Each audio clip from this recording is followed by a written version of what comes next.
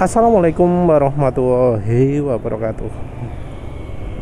Kali ini penulis ingin bahas oli mahal. Apa sih kelebihan dari oli mahal itu ya?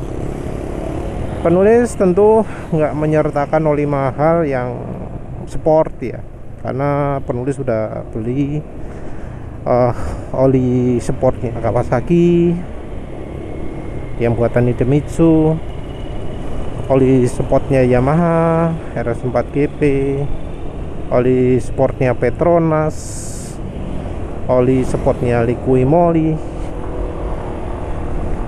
oli apa mana, Rock Oil ya, bukan oli sport tapi oli mobil PCMU. Tapi ya nanti kita bisa bandingkan lah,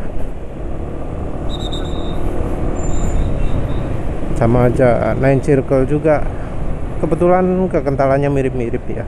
Penulis gak peduli kekentalan, dilihatlah harga segitu bisa tahan berapa lama di motor penulis.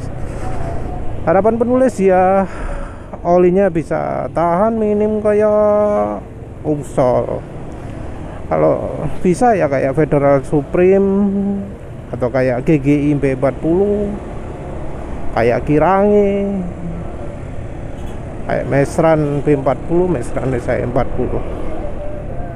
Itu oli harga 40.000 ke bawah. Penulis masih bisa dapat oli Mesran dengan harga 38.000 kalau eceran ya.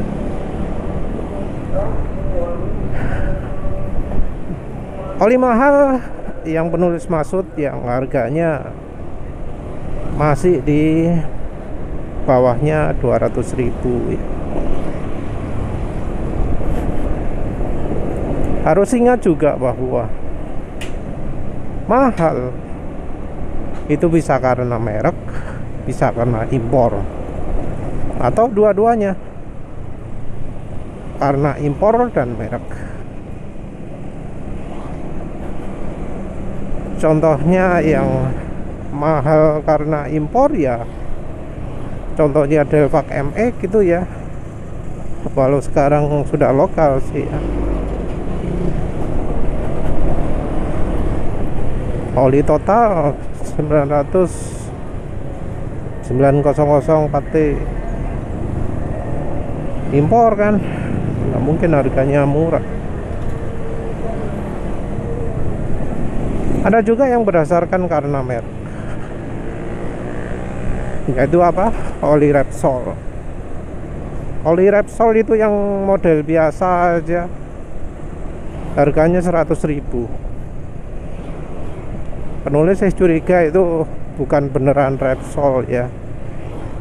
Entah apakah bener ada Repsol jualan beneran, bisa aja cuma penjual yang jualkan barangnya Repsol dengan memanfaatkan nama Repsol, semua produknya dijual gitu ya.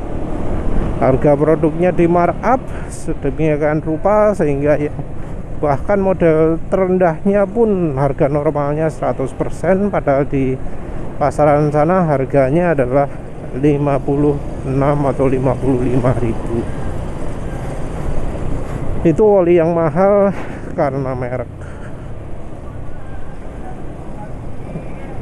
Ada juga yang karena merek, karena impor. Contohnya adalah oli Raveno. Oli impor, oli terkenal, mahal sudah. Karena Ravenol itu Jerman ya. Ada misalnya oli Liqui Moly ya, harganya lebih murah ya. Contohnya penulis beli oli Liqui Moly Street Race, itu harganya 180.000 won ya, mbuh piro aliyah. Sementara itu oli Raveno ya yang sekelas 250.000. Mungkin sekarang sudah nambah Ravenol Ester ya. Padahal Ravenol Ester itu belum yang PAU, belum yang BAO. Ravenol Racing yang 5W50 mbuh piro regane.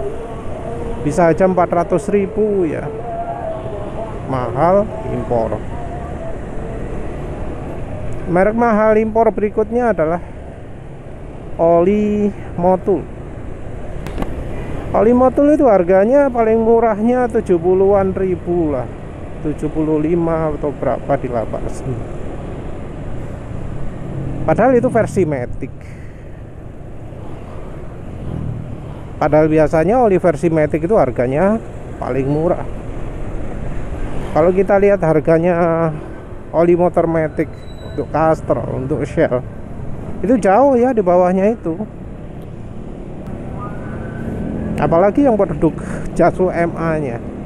Seperti kita tahu, kalau sudah Jaso MA itu levelnya udah lebih tinggi daripada oli motor Matic. Jaso MA nya ya sudah sampai 130-150 ribu ya. Padahal itu model paling sederhananya ya 110 ribu lah kalau nggak salah ya. Yang apa, Motul 300 3.000 ya kalau motor. Motul 3.000 atau 3.100 atau apapun lah ya itu. Harga sudah di atasnya 100.000. Makin mahal lagi kalau itu PCMU. Yang model murahnya pun sudah di atas 100.000. Apalagi yang model special edition gitu ya, yang ada semi, sudah di atas 150 mendekati 200. Nah, kita harus bedakan ya antara oli yang mahal karena memang wajar jadi mahal, atau karena itu impor, atau karena itu namanya terkenal, atau dua-duanya. Impor dan namanya terkenal ya harganya tentu paling nggak masuk akal. Kalau dari penulis pernah lihat di YouTube ya, harga oli itu 30%-nya adalah bahan dasarnya, base oil. Terus 70%-nya adalah untuk aditif.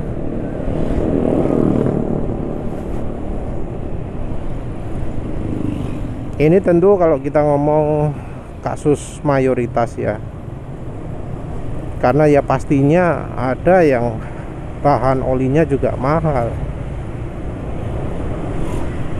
Bahan dasar oli ini, base oil ini, menentukan sifat dasar dari cairan olinya. Apakah olinya mudah menguap? Apakah olinya mudah teroksidasi, mudah jadi hitam? Apakah olinya tahan kena RPM tinggi? Apakah olinya bisa melarutkan aditif ataupun melarutkan kotoran-kotoran atau apa jenenge, produk hasil oksidasi?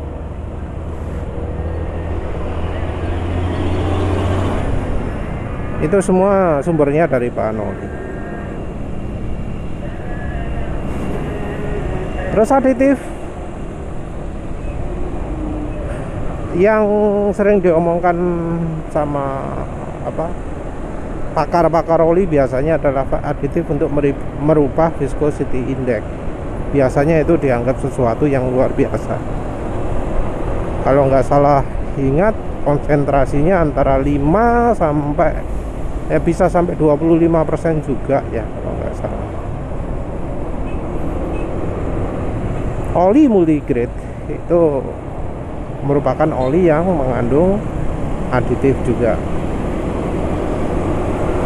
aditif viscosity index improver ini.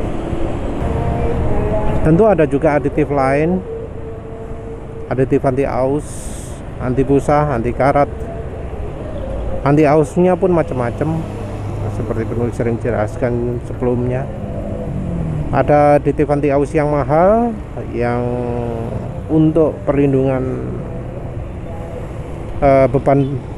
beban berat ya, namanya extreme pressure.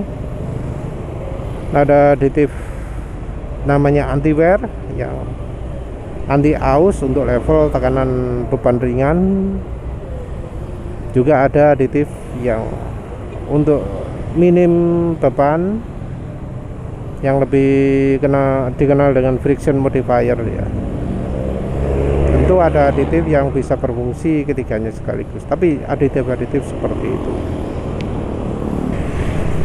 Untuk tahu apakah oli itu harganya sudah layak atau enggak, ya kita harus bisa menilai apakah bahan olinya sudah berkualitas, apa sudah baik, apakah aditif-aditifnya cukup, apa sesuai, apa enak, apa tidak ada yang kurang.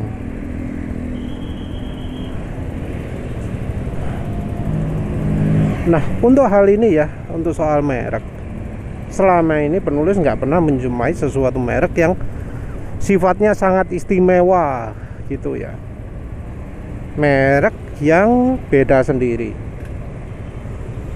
Mungkin pada merek yang klaim aditifnya ini, tapi seringnya untuk suatu aditif itu tidak ada beda antara merek satu dengan merek yang lain, kecuali kalau beneran ditulis di bungkus olinya, oli ini menggunakan proprietary teknologi gitu. Tapi selama ini penulis nggak pernah ya coba oli yang seperti itu, karena oli seperti itu biasanya harganya tidak terjangkau, mahalnya kelebihan, keterlaluan. Tapi dari ya secara rata-rata, mau merek Amerika, Jerman, Jepang, Prancis, Inggris belum dicoba. Taiwan juga belum dicoba. Merek FK itu merek di. Oh, merek Taiwan ya. Oh, sudah berarti. Merek itu tidak memberikan keistimewaan tersendiri dari sisi aditif. Aditifnya itu tidak beda dari yang lain. Namun merek itu memberi jaminan bahwa kalau oli merek ini, maka bisa dijamin dari sisi aditifnya tingkat kelengkapannya seperti ini, dari sisi bahan olinya minim yang seperti ini. Jadi kita ngomong soal minimalnya bahan dasar oli atau kelengkapan minimal dari aditifnya. Dari merek hubungannya dengan itu. Dan merek terkenal nggak berarti bahwa olinya sudah layak ya. Merek terkenal bukan jaminan. Tapi kalau kita ngomong yang bermerek, itu biasanya kalau ada pertaruhan merek dari aditifnya, terutama yang dibuat bagus ya.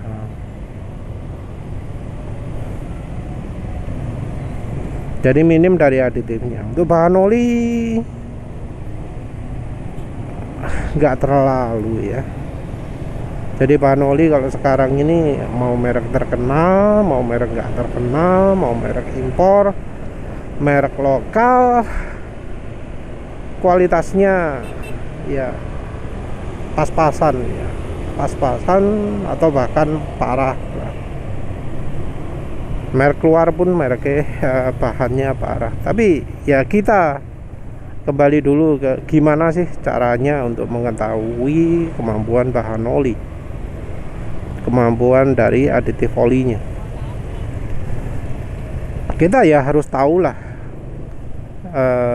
apa saja yang diujikan di oli mesin, apa saja sih yang jadi pengukuran, apa yang diukur ya, baik dari bahan ataupun aditif.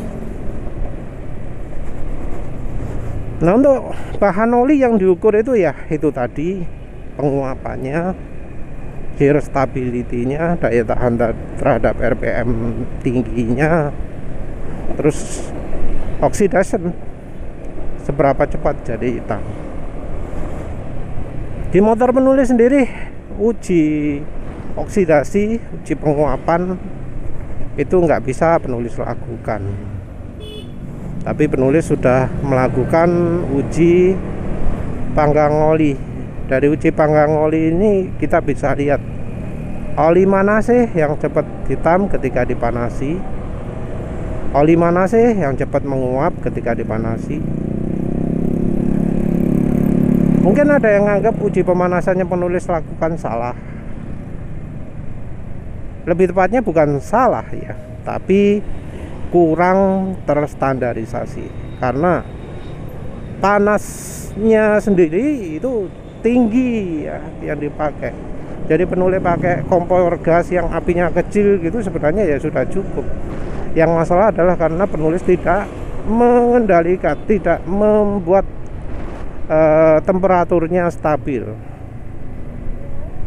Seperti misalnya contoh uji penguapan ya. Kalau nggak salah suhunya adalah 160 derajat Celcius. Oli 1 liter terus dipanasi 160 derajat Celcius selama 1 jam. Dilihat penguapannya berapa banyak. Standar ASTM-nya segitu ya. Jadi sudah ada standarnya. Jadi suhunya ya memang harus tinggi untuk lihat penguapan. Untuk oksidasi kalau nggak salah suhunya 371 derajat Celcius. Untuk lihat seberapa cepat hitam ya. Bolah wis lali. Pokoknya suhu ini tinggi, entah 250 atau yang 371. Entahlah tinggi. Kompor gas kalau api kecil ya 160 derajat bisa, 250 derajat bisa, embuh sampai 371 apa enggak? Mestinya enggak ya kalau api kecil. Yang jelas suhunya sangat tinggi. Dan selama ini penulis melakukan uji panggang oli hasilnya selalu konsisten. Jadi kalau tempatnya ditukar ya yang cepat hitam tetap yang itu aja, yang cepat habis ya tetap itu aja. Jadi kalau hasilnya konsisten gitu ya bisalah ya jadi referensi, bisa jadi acuan. Uji yang masih kurang konsisten itu yang uji alirnya itu ya, entah mengapa kalau ditukar tempatnya kok jadi beda ya. Tapi itu ya, untuk tahu bahan oli itu kemampuannya ya dari dipanggang itu sudah menunjukkan beberapa. Yang berikutnya adalah dari daya tahan olinya.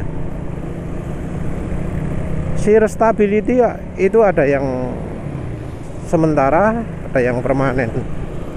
Nah, kita nilai itu. Caranya mengukur shear stability gimana caranya? Cara yang paling pas adalah mengukur kekentalan ya. Mengukur kekentalan kalau pengen standar ya harus pakai alat ya. Tapi ya karena kita nggak pakai alat, ya kita harus harus inovasi sendiri. Kalau penulis sendiri ya terpaksa pakai feeling, merasakan apakah kentalan olinya sama. Kekentalan oli itu biasanya mempengaruhi suara yang selain dari piston dan silinder ya. Jadi suara gelidikan, suara rantai ketengnya, suara apa mana itu, kelotakannya lah ya. Kalau liencer kelotakannya makin kencang. Ya juga dari suara lain-lain juga ya. Nah, kita juga perhatikan perubahan kekentalan ketika motor itu sedang dipakai. Jadi untuk menilai kualitas oli dari sisi ketahanan kekentalan, kalau kita ngomong ketahanan kekentalan ya berarti ngomong dua hal ya, dari bahan dasar olinya dan aditif penambah viscosity, penambah kekentalan, namanya viscosity index improver. Nah, kita lihatnya apakah ketika motor dipakai kencang, dipakai ngebut agak lama, apakah olinya tetap kentalnya tetap atau enggak ya. Kalau oli jadi makin encer, itu olinya enggak bagus. Perubahan kekentalannya terjadi cepat, itu olinya enggak bagus. Oli yang bagus itu perubahan kekentalannya pada saat dipakai ngebut itu sedikit. perubahannya tidak banyak. Terus dipakai misal jarak 20 km 10 km itu perubahan kekentalannya harus minim ya, kalau oli yang berkualitas seperti itu. Jadi memang ya semua oli itu pasti akan makin encer,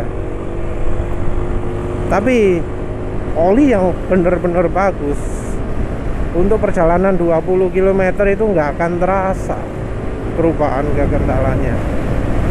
Jadi walau dipakai 20 km tetap baik kekentalannya. Ini tentu kita baiknya nyobanya di motor yang sehat ya, karena kalau motor nggak sehat kayak penulis ini akan lebih ekstrim. Tapi ya ada sih ya oli-oli yang ketika dipakai di motor penulis ini kekentalannya tidak banyak berubah. Ya oli-oli rekomendasi penulis itu olinya kekentalannya stabil.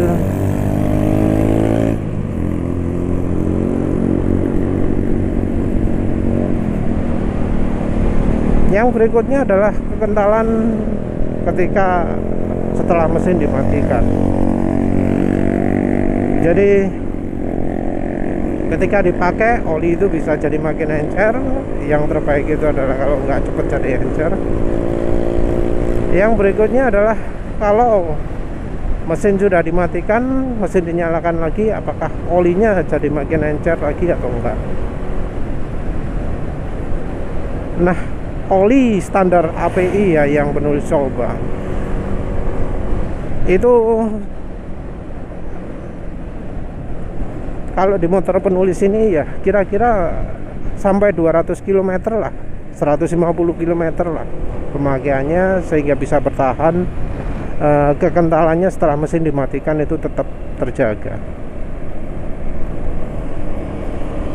Jadi kalau mau kira-kira motornya motor sehat, maka jarak sampai 3000 km itu harusnya kekentalan oli tidak banyak berubah. Ini penulis ngomong yang standar rata-rata oli API ya. Oli yang punya logo sertifikasi API. Jadi harusnya seperti itu. Oli yang dipakai di motor normal sehat 3000 km kekentalannya tidak banyak turun. Harusnya seperti itu. Oli yang dipakai 300 km 500 km sudah encer, di hari berikutnya sudah encer, itu oli yang kurang baik. Jadi seperti oli-oli dealer itu kurang baik, karena di 1000 km saja sudah jadi jauh lebih encer. Itu oli nggak layak pakai. Terus berikutnya soal aditif. Nah, untuk aditif kita lihat dari fungsinya macam-macam. Untuk aditif kita nggak bisa ya menguji apakah deterjennya berfungsi atau enggak, anti karatnya berfungsi atau enggak. Yang bisa kita deteksi itu ya seringnya dari gesekan ya, dari anti ausnya. Nah, penulis itu sering bedakan dari putaran mesinnya. Apakah kalau mesinnya idling, suara mesin makin lama makin halus? Apakah kalau motor digeber, mesin makin lama makin halus? Yang idling atau RPM rendah itu aditif anti wear-nya. Nah, ketika dipakai ngebut, kita ngomong soal motor ya. Kalau pakai ngebut itu aditif extreme pressure-nya. Jadi aditif extreme pressure kita bedakan dari aditif anti wear dari cara itu. Terus untuk aditif yang friction modifier kita nilai dari kalau saat mesin tidak ada beban ya, seperti misalnya saat lepas gas gitu, saat jalan konstan gitu ya. Itu kita nilai dari situ. Nah, oli yang baik itu biasanya bagus di salah satunya itu ya. Maksudnya oli rata-rata ya, oli rata-rata itu akan bagus di salah satu, mau yang RPM tinggi, mau yang RPM rendah, atau yang RPM menengah. Bagus di salah satu dan cukupan atau ada efeknya ya di bagian yang lain. Jadi oli itu rata-rata cuma unggul salah satu, RPM tingginya atau RPM rendahnya atau RPM menengahnya, yang lainnya nggak begitu ya. Itu sudah rata-rata. Baru kalau mereknya sangat bagus, halusnya itu merata. Jadi jarang sekali oli yang aditifnya itu bisa RPM atas bawah tengah ya. Itu jarang sekali. Jadi ada dua hal, yang bahan olinya baik, yang bahan olinya nggak baik, yang aditifnya baik, aditifnya nggak rata-rata. Kebanyakan oli sekarang, oli yang bermerek atau oli mahal, oli impor, itu lebih kepada aditifnya. Aditifnya komplit, aditifnya semi komplit gitu ya. Kebanyakan kelemahannya ada pada bahan olinya. Dan bahan oli ini kita malah harus harus lebih perhatian lagi, karena ya kalau nggak gitu kita akan dapat bahan oli yang kurang begitu bagus. Nah, untuk menguji suatu oli ya, kita nggak usah beli yang paling mahal, kita baiknya beli yang murah dulu, karena dari barang yang murah ini kita jadi tahu seberapa ahli sih pabrikan oli itu bisa membuat oli. Kalau yang merek murahnya bagus, maka ya besar kemungkinan yang merek mahalnya dari satu pabrikan itu akan ya lebih bagus. Tapi entah di bagian mana, mungkin aditifnya jadi lebih lengkap, jadi lebih baik. Biasanya harga kira-kira sudah 4 atau 5 kali lipat baru bahan olinya lebih baik. Tapi ya selama ini kebanyakan oli yang harganya mahal di bawah 200.000 itu kemampuannya kurang baik ya. Aditifnya biasanya sudah lumayan lah, tapi terutama dari bahan olinya yang nggak bisa ketolong. Bahan olinya nggak beda dari oli yang paling murah. Ya wis, itu saja. Terima kasih sudah menonton. Assalamualaikum warahmatullahi wabarakatuh.